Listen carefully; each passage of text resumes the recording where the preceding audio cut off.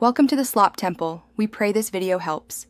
You already have essentials: app installed and permissions granted. Open Battery Guru and complete the onboarding prompts.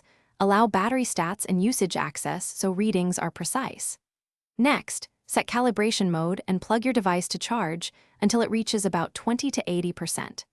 Once done, start the calibration cycle in the app.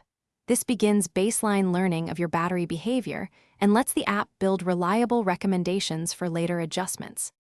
You now monitor and configure.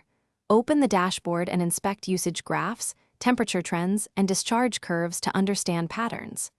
Adjust charge thresholds, set notifications at 20% and 80%, or choose custom values to reduce wear. Enable adaptive charging to slow rate overnight.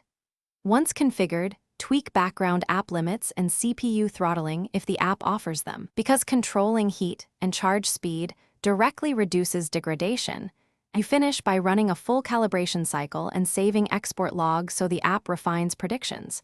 Make this a weekly habit for best accuracy.